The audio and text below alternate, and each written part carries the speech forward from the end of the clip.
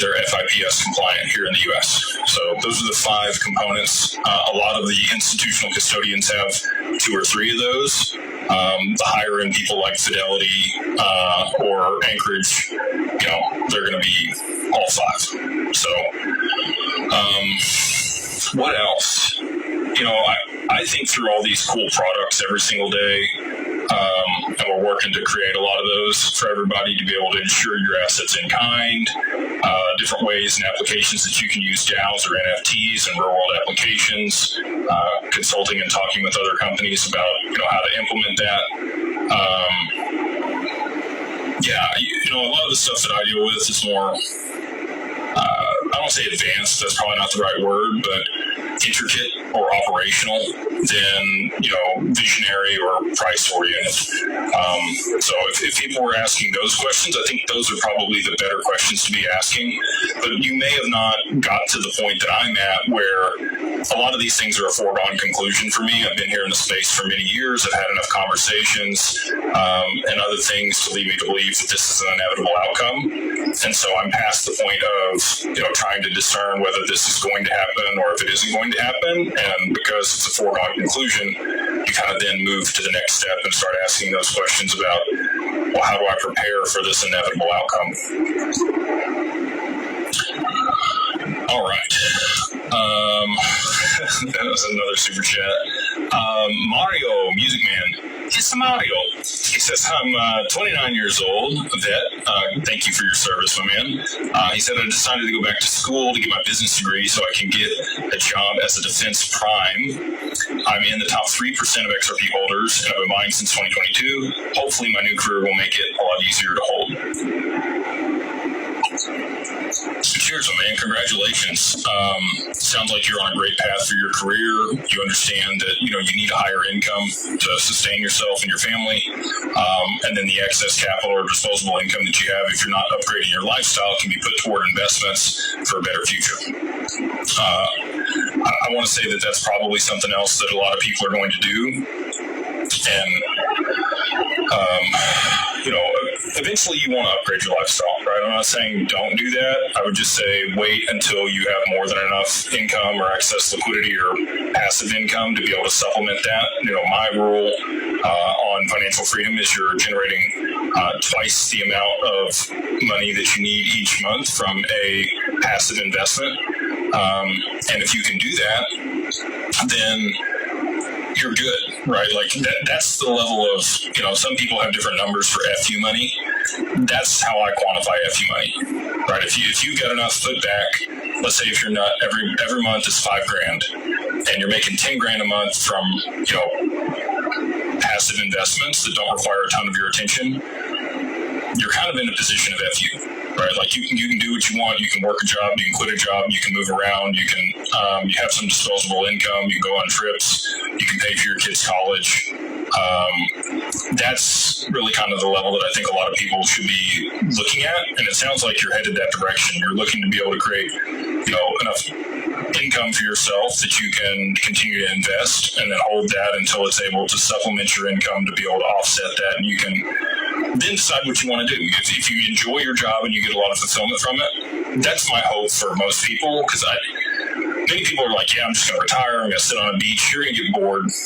It might last a year and a half that you'll travel, and then you're going to be like, okay, I need a reason to wake up and, go kick butt and make things happen and get fulfillment. And that's different for everybody. So maybe that's some of the other questions that I think would be great if people would ask, would be like, how do you find your purpose? I pray a lot.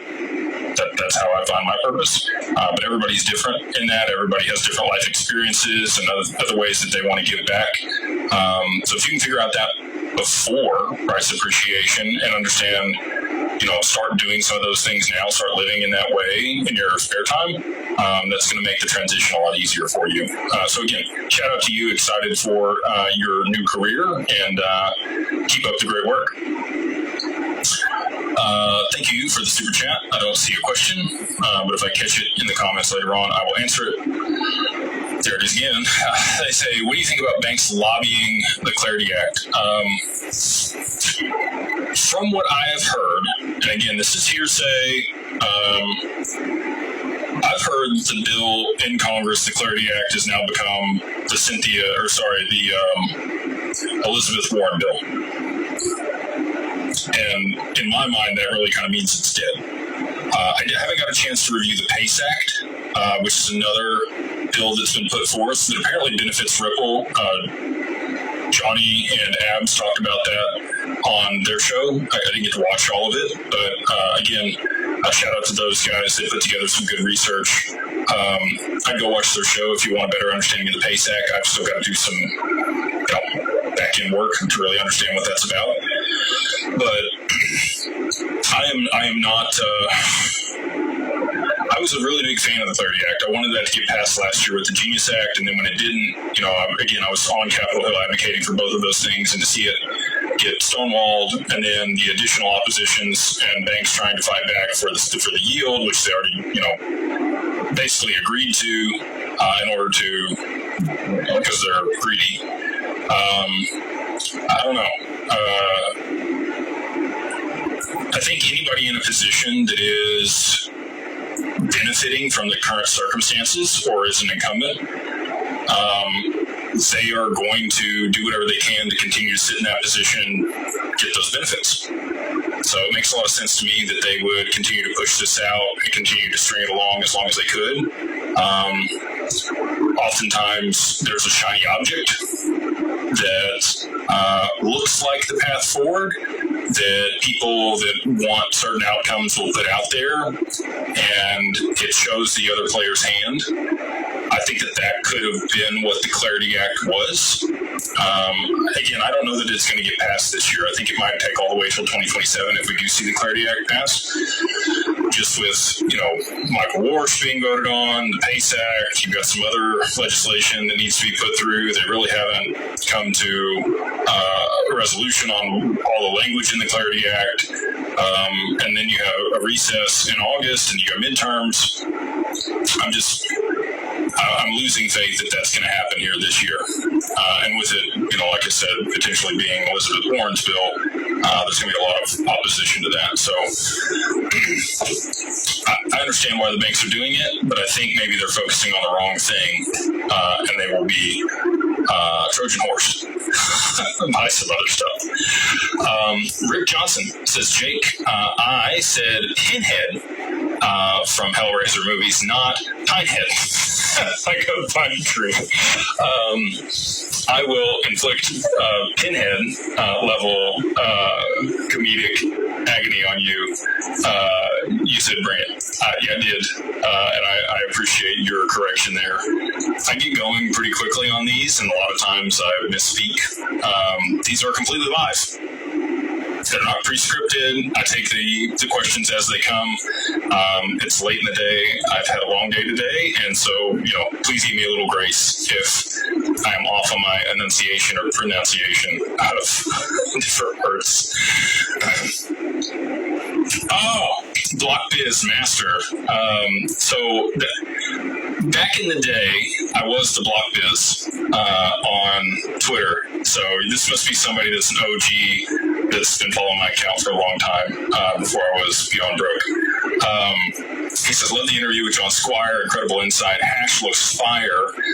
Please advise email address that are legit, usually Substack, but recently got one ending in IO. Our emails do end in IO. It is digitalfamilyoffice.io. So if you got one from that. Now, there are some people out there that have created, pseudonyms. They're real close, like they'll swap an L or something. So just be careful on that. The people that are targeting us targeted Coinbase and a bunch of other people. They're out of Nigeria, and they're doing a really good job at scamming people. So I appreciate your diligence on that.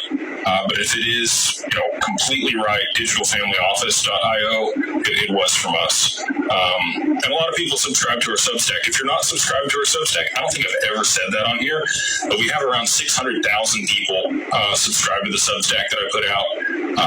Once or twice a month. We don't overload your inbox with it when we have something cool to announce, or we have some insight that we want to pass out to the community. We do it through the Substack, and we try to provide a lot of educational material there. So if you do want to go to Jay Claver over there on Substack. Jay Zizzle says, hey Jake, thanks for all the info. What other categories could the BIS put XRP in other than tier 1?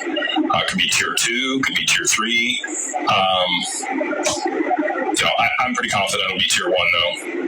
Tier 1 means riskless. The further down it goes, or the higher the number, the more risk associated with the asset.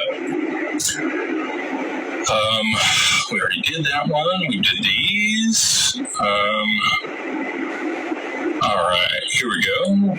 Oh, sometimes it kicks me up in the chat here. So I'm actually about an hour in, so I'm going to go all the way to the end, and then we're going to work our way back up here in the super chats. We got Moisty Cow. They say, hey, boss, what are your thoughts on supply shock soon?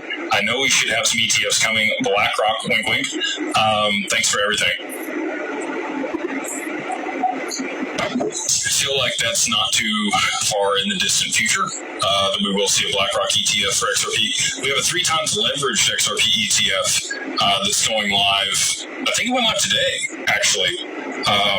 They filed their S1 and got approval. And so just so people know on the leveraged ETFs, you have to meet certain criteria with your broker to even be able to participate in those, depending on what platform you're on. And it's not like you can just set that there and benefit, 3 times on the upside. Leveraged ETFs are often meant for trading, and if you're not actively trading those, I don't necessarily think people should be participating in them. It's very hard to time the market, and it's leveraged both directions. So if there's a big move down in XRP, you're going to get 3 times the losses. Now, if there's a big move up, you're going to get 3 times the gains, which is also great. But all that being said, if you just left it in there and rode both, you would probably end up even.